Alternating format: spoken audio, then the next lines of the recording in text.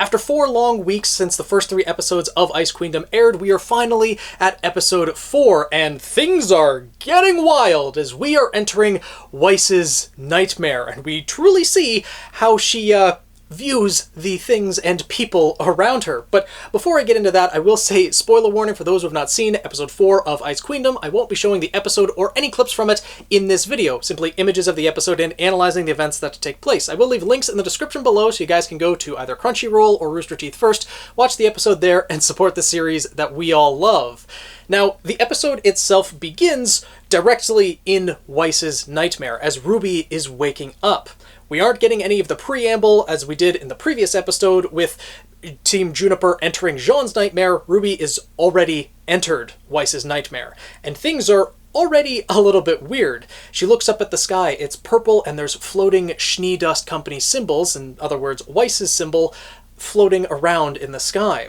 And she also notices that she's dressed differently, and her Crescent Rose is transformed into a snowboard. But RWby, being RWby, thinks it's actually kinda neat, and then gets on the snowboard and goes a distance away. Now, I will note, I don't know much about snowboarding, but Crescent Rose as a snowboard seems just a little bit thick to function as a snowboard itself. Let me know down in the comments below if you are a more experienced snowboarder and think that that would actually work as a snowboard, because I really have no idea, it just seems a little bit jarring. After traveling just a short distance, RWby comes across a sign that is bent and twisted, disfigured in a way that doesn't make sense. It's a road sign, supposed to point where things are, what direction you need to go to get to a desired destination.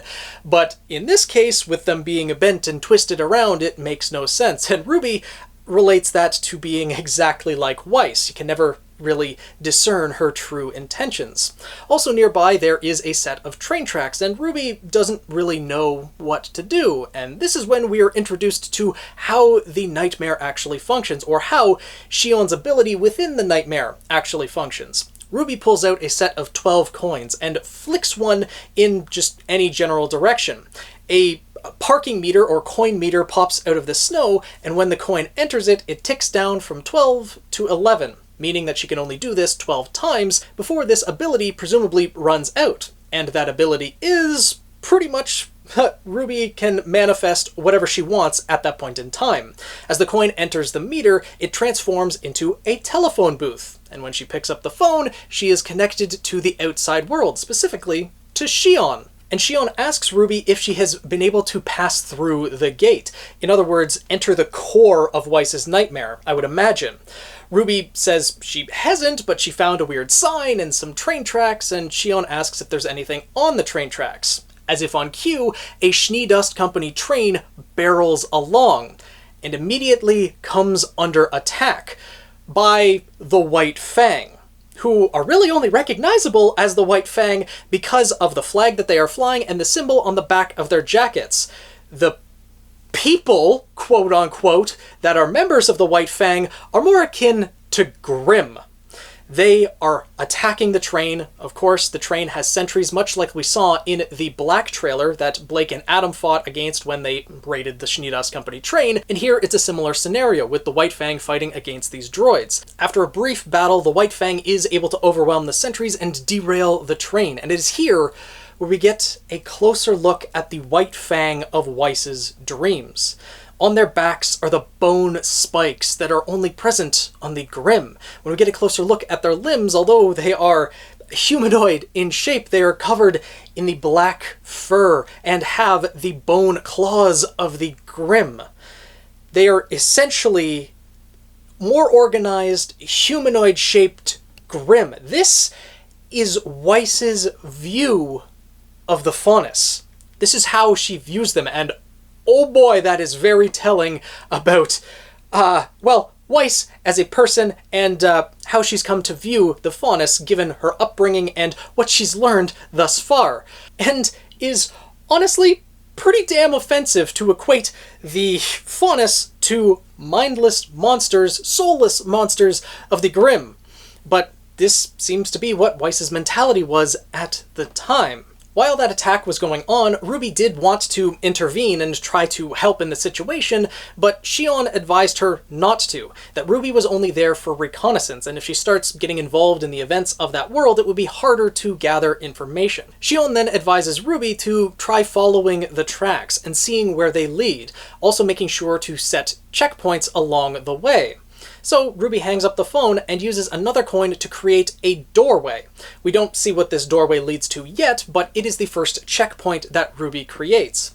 She follows the train tracks and eventually arrives at essentially a fortress city, very reminiscent to the walled city that we first see in Attack on Titan, where there are many walls surrounding different districts, and we'll see how that plays out and is even more relevant as we delve further into Weiss's nightmare. RWby enters inside this first wall, and it seems very much like a maze, but she is able to get out of the top, and when she gets a view of the city, she then calls Shion again, and tells Shion that she likely did pass through a gate, that she found a city, likely where Weiss is located, and also mentions to Shion that her appearance has changed a little bit, and her weapon is also different. Shion then tells RWby that this is how Weiss views her, that it is a reflection of her subconscious in her dreams. I made a video on that previously, and that is honestly quite accurate to what I predicted with all of the alternate designs of the different characters that we are going to see, all of Team RWby, Team Juniper,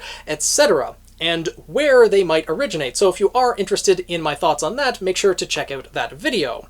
Shion also mentions to RWby not to waste the coins too much, because they consume Shion's aura a little bit every time RWby uses one of them.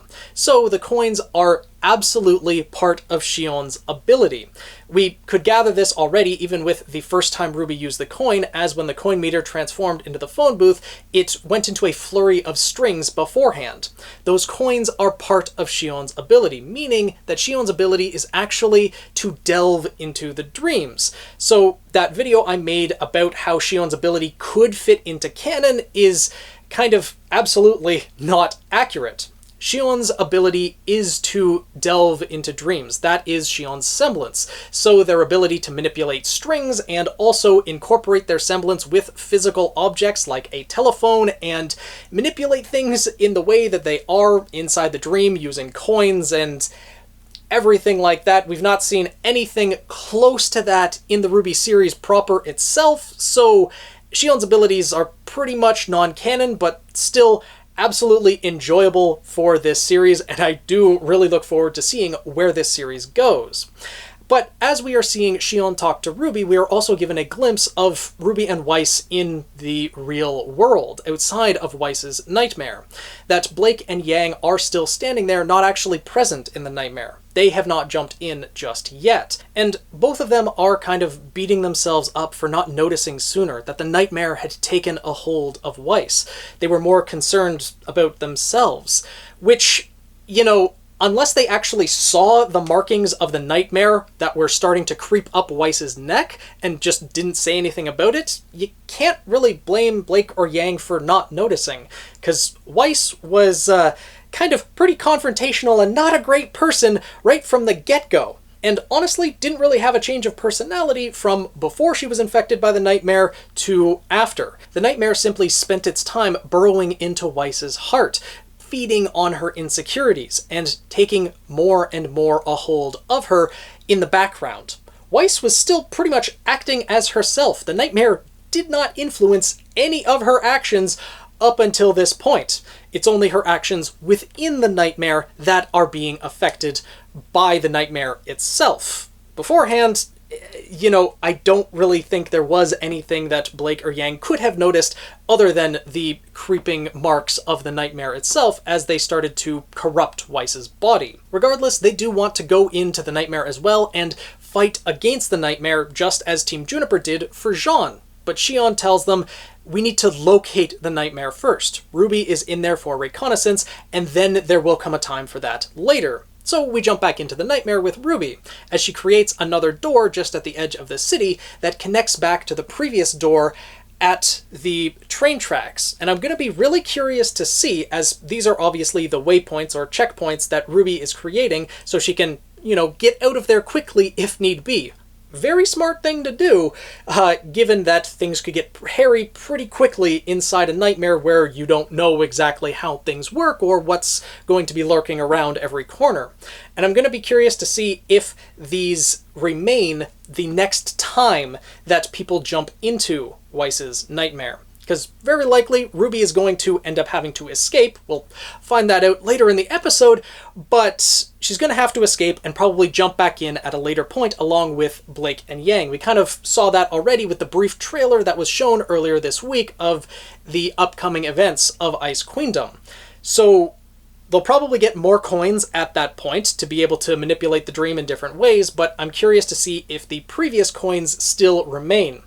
And if they do, I'm curious to know how that wouldn't be even more draining on Shion's aura, but that's, a topic for later on. RWby then begins to explore the city, and it very quickly becomes apparent that this is similar to 1984, the book, where Big Brother is always watching. There are posters and statues of Jacques Schnee present everywhere. The eyes are moving and watching everything that RWby does. This would be a horrible place to live, because having Jacques watch your every movement, no thank you. But as she's doing so, as she's venturing around, there are robot sentries that are walking. And she sees one of them that gives a salute that honestly kind of feels like the most ridiculous thing about this nightmare. They give the salute, Big Nicholas. Obviously a sign of respect for Nicholas Schnee, the founder of the Schnee Dust Company, the founder of this Ice Queendom, this ice empire in and of itself. But still, that the salute is Big Nicholas is just slightly ridiculous, but it's also a dream, so things are going to be a little bit wacky. Another sentry kind of sneaks up behind RWby and calls her an intruder. It tries to attack RWby, and she immediately destroys it without much effort. Of course, all the other sentries become aware of that and start chasing RWby down. She goes to confront them and tries to shoot them with her Crescent Rose, except Crescent Rose works a little bit differently. The barrel of the gun is not pointed at the, scythe end, it's pointed at the opposite end. And RWby then comments that Weiss just doesn't know how RWby's weapon works.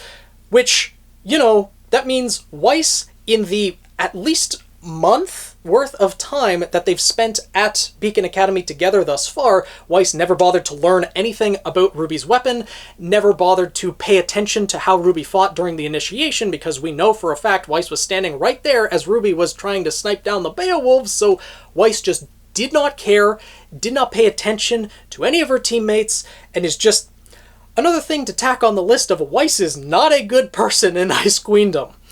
RWby has to use a coin to create a decoy to lure the sentries away, and she is able to escape. She reaches the next kind of area of the city, again, protected by a large wall. She tries to use her semblance to climb it, but is stopped by the thorny vines of the nightmare. And those vines then transform into megaphones, or a speaker system, saying that the use of semblance is prohibited, that all citizens of the Empire must follow the true path. Whatever that true path is, we don't find out in this episode, but likely something that will be learned later on. There is a path that Weiss thinks everyone should follow, a path that perhaps she is trying to follow herself. But now, with RWby unable to get past this next wall, she creates a map to try to see where it is that she needs to go. However, when she uses a coin to do so, the map only shows the places that she's already been. Essentially, useless to her at that point in time, but very important for reconnaissance later on, which makes me think that the coins that are used now for reconnaissance, their effects are going to linger the next time they jump into the dream. The waypoints that RWby sets are going to still exist, and this map, the information that she has gained, is still going to be present later on as well. RWby says she wasted a coin, and as the chalkboard that was manifested starts to disappear, RWby takes a picture of it with her scroll. I'll be curious to see as well if this picture is somehow going to be retained on RWby's scroll in the real world. I highly doubt that's going to be the case, but again, within the dream, it'll likely be retained by the scroll of her character, as RWby kind of possessed the alternate version of herself. Something that was explained by Shion earlier on is that the reason RWby's clothes and weapon looks different is because Weiss's dream created an alternate version of her.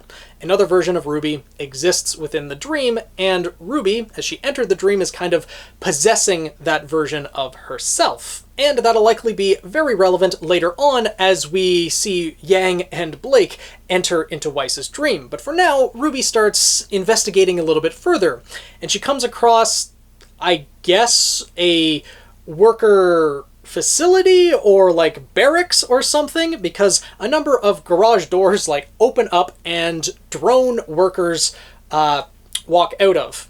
I say drone workers because they're all walking in formation, not saying a word, and seem kind of like just brainwashed people that are employees of the Schnee Dust Company. RWby was initially on edge upon seeing them, but then just walks along with them. They don't react to her in any way, shape, or form, and as they are marching to their employment stations, or in other words, the place where they're employed as slaves, we are seeing the statues of Jacques essentially indoctrinate his way of thinking into them. That the Schnee Company has made all of these jobs for them. Nicholas Schnee was indeed a great man, but it was I, Jacques Schnee, that created all of these jobs for you. I brought the profit to the Schnee Dust Company, the fortune, and I am graciously offering you to be a part of it. Like, it's just... Again, this is all how Weiss views her father, and how, controlling he is, how manipulative he is, and how he is treating his workers like slaves. But still, she's also kind of playing a part in that and feeding into it in a way, so it's, it's still all very concerning and very telling about Weiss's mentality and how she feels about her father, and we'll see how she feels about the rest of her family as well. As we then see what happened to RWby's body double, the decoy that she made. It had been captured by 2 of the drones and was essentially going to be ripped limb from limb. But there is someone else watching this happen. A little bat has flown by, and this is Whitley. So this is how Weiss views her brother, as essentially a rodent with wings, something that is scurrying around, gathering information, and is just kind of being nosy in general. But we'll see more of that a little bit later. We now cut back to RWby as she's working in the factory, bored out of her skull as she's just labeling dust bottles, but there are still statues of Jacques inside this facility saying, "Oh, what a wonderful thing it is to make dust. You all should be having the time of your lives. You should be enjoying it. It is a privilege to be able to do this and work for the Schnee Dust Company." Like, I would hate working in that place. But RWby notes that all of them are acting like slaves because they've been fully indoctrinated by the Schnee motto, the Schnee way of life, that, well, they are just privileged to be a part of that. And that is further enforced as RWby tries to, leave the factory and encounters Happy Cline, one of the 7 butlers, playing on Cline's inspiration of, Snow White being Weiss and the 7 dwarves represented by Cline. And there are 7 different Clines that we will probably meet throughout the Ice Queendom story. We meet 4, potentially 5, I'll touch on that in a moment, of the Clines in this episode. And Happy Cline is the kind of boss of this facility, the head worker, and he is so happy to be a part of it that Jacques Schnee told them the secret to success is making the workers work for essentially nothing, for extremely low wages, cutting costs wherever possible, and it's just, RWby ends up walking out of that and is able to get through the wall to enter the kind of central area of the city. And one thing with Ice Queendom, how we thought we may have escaped some of the things in Volume 1? Well, not all of them, as the shadow characters from Volume 1 are now back in Ice Queendom. As RWby enters this part of the city, the shadows are all present, gossiping to one another. Different than the outskirts of the city where there was literally no one present except for, the drone workers that RWby just saw, but here it seems a little bit more lively with the shadows. And I think the representation of them being shadows just shows how unimportant these people are to Weiss and her overall memory of how things work. Obviously, with this being a snowy empire, it is meant to kind of be representative of Atlas in a sort of way, there being a hierarchical structure, with the outer ring being kind of representing Mantle, the workers, the people that are treated as slaves and as lesser beings, almost. Then there's the inner circle, that is the city of Atlas, the higher echelon, the more wealthy people, the ones that don't have to work for a living or really work that hard, dirty their own hands. And then there'll be the central core. In this case, instead of being the Huntsman Academy and the Schnee Dust Company, it is just the Schnee Dust Company, and they are kind of the military leaders as well. So it's kind of combining things, but you can definitely see the similarities to Atlas represented by all of this. But as RWby is entering this portion of the city, she is greeted by another one of the Clines, this time Dopey Cline. And poor Dopey Cline, he doesn't get to move around at all, he is just a door. A door to the Sillies jail. Some of the things in this nightmare are definitely a bit weird, but essentially it is explained to RWby by Dopey Cline that imprisoned here are all the dummies that are just not allowed to walk around.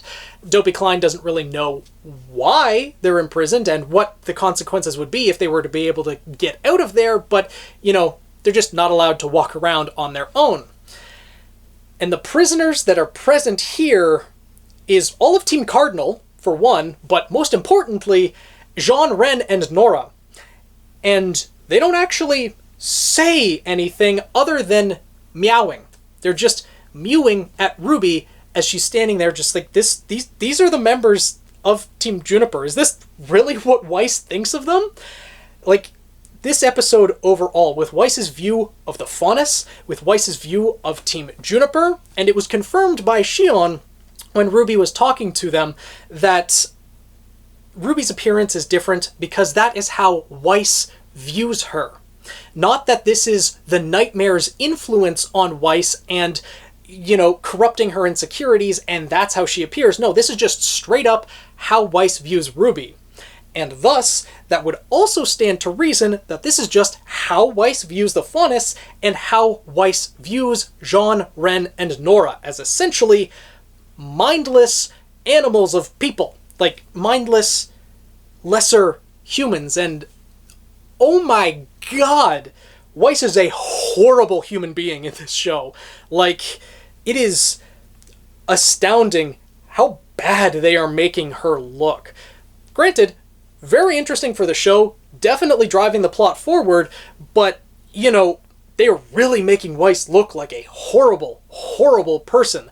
Much more so than what was shown in the original RWby series. So I'm curious to know how things are going to turn around, especially for things to get to a point of, the beginning of Volume 2 where everyone seemed to be on relatively stable terms. But, yeah, Jean, Ren, and Nora, I really don't think they're going to be playing much of a role in this, considering they aren't even capable, so it seems, of human speech in the regular manner of forms. So, yeah, if you're hoping to see Team Juniper, other than Pyrrha, probably not going to be that relevant. But RWby realizes there's nothing she can really do about that at the time, and leaves to enter the core of the city. She sets another waypoint upon getting here, which, again, really smart, though I think she should have also created a waypoint like right next to that first one, because the doors can only connect to one other waypoint. These doors don't seem to be able to all connect together. The door that she set when she got to the city connects to the one at the edge of the train tracks, but this one doesn't seem to connect to anywhere right now, but it will connect to one later on. But before we see any more of RWby, we see the Ice Queen herself as she is entering the dining hall, I would imagine, of the Schnee Manor, or in this case, her castle at the center of the Empire. And as she does so, there's a lot of telling things about this scene. There are floating hands that seem to take off Weiss's hat and her coat for her, but she also walks in with a dog at her side. This is another Cline. It has blue eyes, so I'm assuming it's supposed to be sad Cline, but considering it has the mustache that's very indicative of the Clines, this is another Cline, as a dog that is meant to carry Weiss's weapon for her, as well as a book that the floating hands kind of place on the mantle. We also see a couple candles at the center of the table in front of Weiss, one of which also has eyes and a mustache. This is another Cline that proceeds to give Weiss a report of the White Fang attacking another train. This is the Cline I don't know exactly which one it's meant to represent. Whether this is supposed to be an individual Cline in and of itself, that it's one that's always present as the flame to give Weiss reports, or if it's kind of a projection of the consciousness of another one of the Clines. And considering it's fire, I would assume this is Angry Cline, but we actually see Angry Cline later in this episode. So let me know down in the comments below who you think this Cline actually is. What of these 7 emotions do you think it's meant to represent, or if it's just kind of the consciousness of another one that's projected into this flame, which doesn't really seem like an ability the Clines have, but, you know, let me know down in the comments below. As Weiss is getting this report, though, we see another shadow in the room. One that has a bottle and a wine glass in each hand.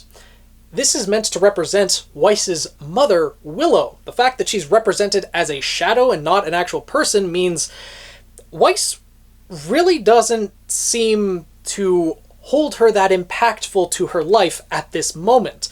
That, you know, definitely someone important to Weiss. We see that later on in volumes 7 and 8, that Willow is someone important to Weiss, that actually, when Jacques was first introduced to the rest of Team RWby in volume 7, episode 4, I believe, he actually used the mention of Weiss's mother, that, you know, Willow was very sad when Weiss left, to try to hurt Weiss. So Willow is definitely important to Weiss, but by the look of this scene, not really that important, as all Willow is doing as this shadow is just drinking and laughing, just not really doing anything of substantial value. And this does show how Weiss feels about her mother in Ice Queendom, which kind of differentiates her, in my mind, from the Weiss that we know in the original RWby series. But Weiss further listens to this report, talks about when can they start accepting trains into the city again. And Cline reports to her that, well, there is not a single faunus within the Empire. Something that's not allowed within the Empire itself. But there is a girl clad in black clothing that continues to cause trouble for Weiss. Someone that she cannot stop thinking about for a moment. Someone leading the White Fang. That is Blake. Weiss is very hung up on the fact that Blake was a member of the White Fang, something that she cannot get over. The fact that Blake is a faunus and one of those ruffians, the rapscallions, the ones that have killed members of the Schnee Dust Company. And that is probably going to be the core focus of this nightmare, seeing the confrontation between Blake and Weiss, and Weiss's ability to overcome that. But before we can really delve more into that, Whitley shows up. A bat flies in, lands on the ceiling, and starts telling Weiss about the intruder that he saw. Before we can really hear that much of it, a projection appears in the ceiling of Jacques, kind of looking down on both Weiss and Whitley. The imagery that is presented in this series is very impactful with the way that things are framed, and honestly, just the animation in general, the way that this entire series is being presented is just incredible. Like, oh, it's so, so good. Jacques is looking down on all of them as this ominous presence, and he actually berates Weiss for going outside of the walls and talking with a commoner, something that is unbefitting of the Schnee Company. But something that we never actually saw her do in this nightmare. So is this a past event that the Ice Queen Weiss had gone out and met RWby in the past, or met someone else, maybe Yang, or in this case, possibly Pyrrha, actually. That's someone that Weiss wanted to associate with outside of the Schnee family itself. I'm kind of leaning towards that being Pyrrha, but we'll have to wait and see. The images of RWby investigating around the city pop up on the monitor, and Weiss actually recognizes RWby. Regardless of RWby when she entered the dream and kind of possessed the body of herself in that dream, appearing far away from the kingdom itself, or from the empire itself, meaning that there was quite a bit of distance between RWby and Weiss within the dream.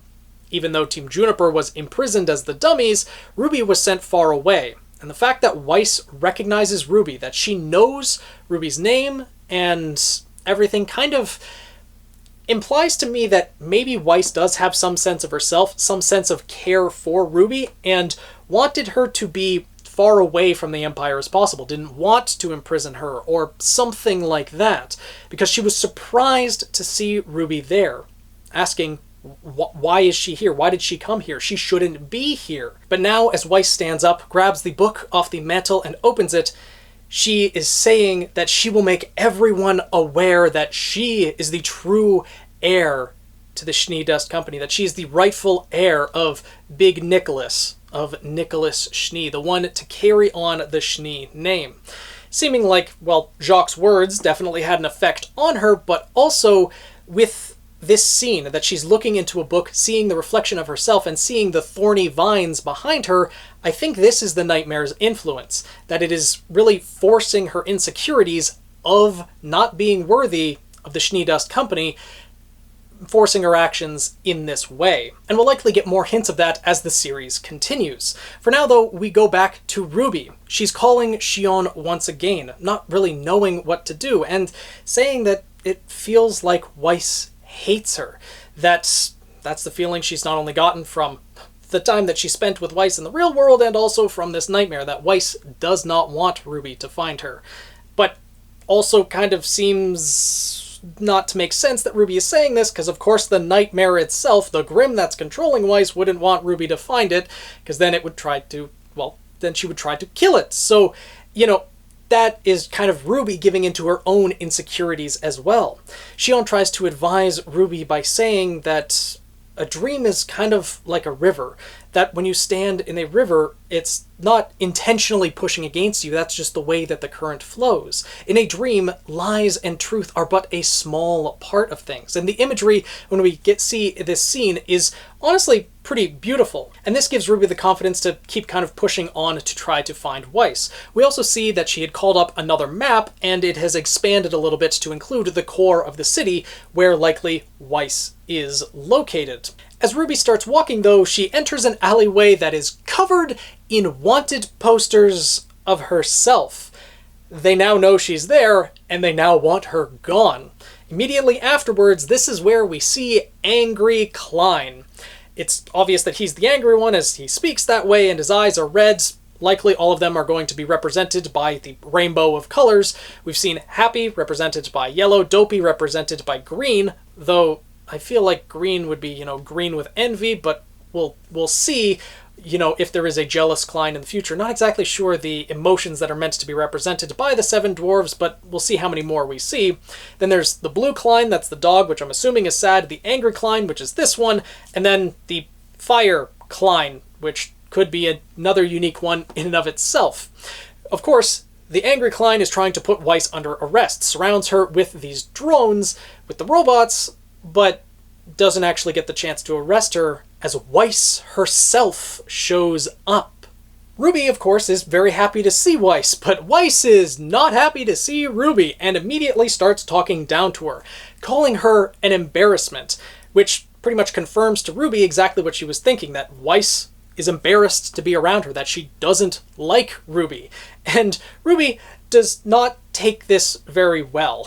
But Weiss tells her to be silent and picks up the book that she was carrying, the same book that she looked at in the previous scene, and addresses the book as her sister, Winter Schnee. She opens the book and a silhouette of Winter appears, telling Weiss that The weak shall be destroyed, to punish the traitor and imprison them for eternity. Of course, Weiss obeys this, as RWby's judgment has been cast. This is also very significant for how Weiss views Winter. Essentially, Winter is the rulebook to follow. Not just a rulebook, the rulebook for Weiss to follow. Everything that Winter says, Weiss takes to heart, Weiss wants to follow, like, to the letter. Something that obviously changes by the time Volume 8 comes around, but right now, as we did see in Volume 3, Weiss really looks up to her sister, and essentially takes her word as law. Winter Schnee, in Weiss's dreams, is the rulebook to follow. But this obviously leads to Weiss going to arrest RWby, to take her out on her own. Of course, RWby starts questioning everything that Weiss has done up to this point.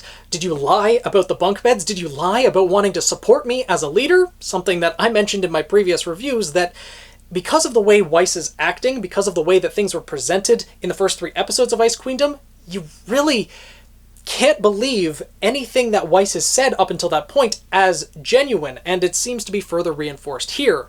I suspect that we'll find out later on that there was some influence of the nightmare, that it was her insecurities that were coming to the forefront, but still, Weiss is just being made out to be such a terrible person at this point in time. Though there is one small bit of hope here. RWby then says, fine, I'll help break you out of this, and then I'll never speak to you again. She's very upset when saying this, but when we zoom in on Weiss's face immediately afterwards, she seems pained by that. Something that I've mentioned before. It seems like Weiss does not want to be disliked, especially by RWby. Some part of her wants to be friends with RWby, but it seems like she just can't bring herself to express that in any meaningful way. So again, we will have to see. But now we get into the fight, if you can really call it that. Weiss then attacks RWby, sends her flying, and RWby's only choice is to flee, because this is Weiss's dream world. She is as strong as she thinks she is, and oh boy, does Weiss think she's better than everyone else. So in her dream, she is. And she just tosses RWby around like a toy. She's super strong, and I can't wait to see more fights in this series. Weiss is likely going to solo fight against RWby, Yang, and Blake, and I can't wait to see that happen.